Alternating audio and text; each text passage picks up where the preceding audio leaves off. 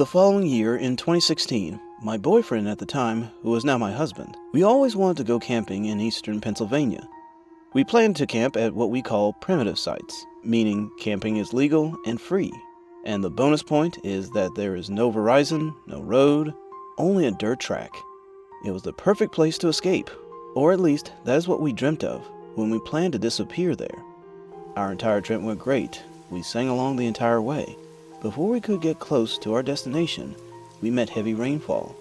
We didn't discuss it at the time, but we were both scared as the clock was going to strike 7, hitting for darkness.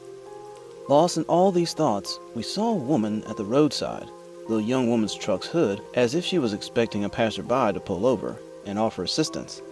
Somehow my boyfriend, who was very eager to help anyone in need, was very hesitant this time around. He said that he felt that there was something wrong with her. The expression on her face was not of anticipation of assistance, which many people in need display, but of clear anticipation of us stopping. I didn't think anything was out of the ordinary, but he made me nervous in some manner, so we didn't stop. But I sensed her creepy smile through the back mirror.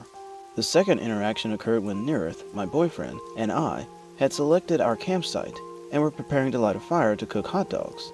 Occasionally, we saw cars passing by, repeatedly, and each time, the same car was occupied by the same man, observing us. My boyfriend was uncomfortable with this also, but we thought that he could be searching for a place to sleep, or dry land like us. Even cabins were filled with mud, and a dry spot was a treasure. We debated about it briefly, but even the ground at the side of the road was muddy, and whoever followed our tracks would be able to easily tell that the vehicle was moving forward. There was no sight of the man again, so we decided to spend the remaining time there, and the rest of the evening went by quite uneventfully. But boy, were we wrong. The real fear came later. At about 3 in the morning, we were suddenly awakened by a loud noise. I can only say that my boyfriend told me that it had the sound of a chain gun, or a recorded sound of a shovel running over gravel through the loudspeaker. He got up quickly and looked through the small hole in the tent, but could not see anything.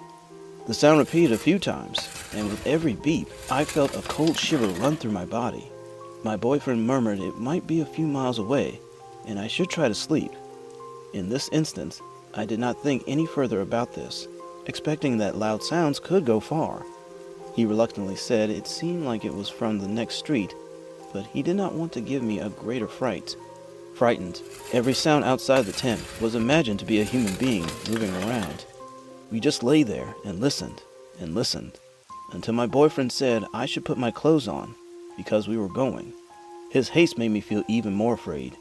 He unpacked the machete that we had purchased for the trip and carefully unzipped the tent. It didn't take long to gather our things, and tension filled the air. Before getting into the car, I noticed something my boyfriend hadn't, a beer can near our dead fire that had not been there before. We had not thought to bring beer. When we left the scene, my boyfriend was telling me that he was afraid that someone wanted to make us come out. He did not wish to step out of the tent immediately if it was a trick. He also half expected to find our gas tank leaked out, but thankfully having a hybrid car allowed us to drive away even with little fuel. We joked nervously about a hybrid commercial could feature our escape. How many brutal murders were prevented because you decided to drive a hybrid. As for the campsite where we spent that dreadful night, we never set foot there again, and I still get chills thinking about it.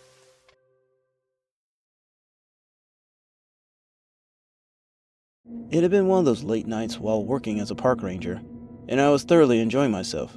I used to eagerly wait for such quiet evenings spent with a few other rangers in the middle of the dense forest.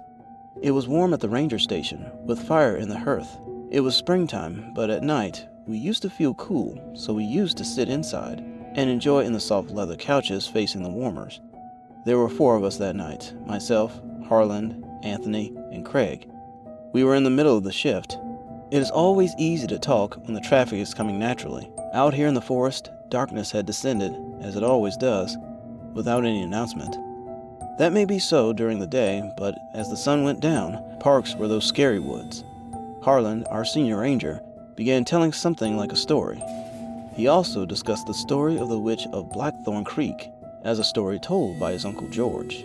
In the story, there was a situation when a witch cast a spell on the land Because the harvest in a certain town was bad, and as a result, fire started, people disappeared, and dolls started showing creepy behaviors. The climax involved burning the town lumber mill, which made the townsfolk even more paranoid. They discovered another abandoned shack, stuffed with mysterious marks around Blackthorn Creek. Then they cremated the house and interred the ashes in the forest. During those times, the major instances stopped, but other related minor strange occurrences persisted, especially so on nights of the full moon. As he went on, I felt as if I heard someone running behind my back. This startled me, as I didn't wish to spook anyone. I tried to pay attention to this tale. Silent for a while, Harlan gazed at the flames and then resumed his story. He said that the incident he is going to share is from approximately 30 years back, when he was a younger ranger himself. It was early November, and autumn left no hope for the arrival of a real warm day, but it was always rather damp. He had just completed his chores and withdrawn to the ranger station to read by the light of the fire. Soon the rain began to set in, and it was coming down in torrents, making a persistent pounding on the rooftops. He was hungry, so he then called a nearby place, where he often got deliveries of food to the station and ordered a pizza. When the delivery car pulled up, the rain had subsided somewhat to a downpour. One day, Harlan greeted a delivery man by the name of Derek during a delivery session, and as they conversed, Derek stiffened up, his eyes fixed on the forest. He said that he saw a lady hiding behind trees. Again, Harlan turned his head, but there was nobody in sight. Then one day, someone whispered, "Get out," in a loud voice, with the same clarity. He and Derek both heard it, and a shiver of pure instinct coursed through him. As darkness set in, Harlan believed he saw figures in the distance. At the forest edge, he saw figures that appeared to be human. The voice repeated itself for the second time, "Now," encouraging them to come out at once. They quickly got into Derek's car and took off like lightning, stopping only 20 miles later.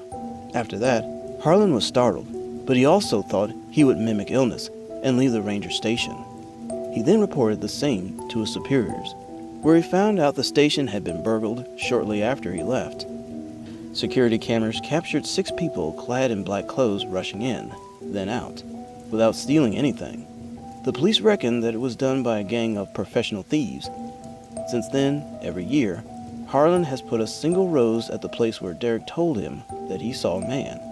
He never saw or heard anything like that again, but felt at times somebody was watching him, though it was not at all uncomfortable. Nature is capricious, and one night in late November in the forest, under a full moon, which was obscured by clouds, taught Harlan to trust his intuition. Feeling a little spooked, we all gave each other some nervous glances, but before any of us could have reacted, we heard a long bang from upstairs. Holding our guns, we decided to inspect them. On the top of the stairs, we saw someone back and forth. Hearing us, it stopped and gave us a look. To this day, I don't forget the evil laugh that we all heard.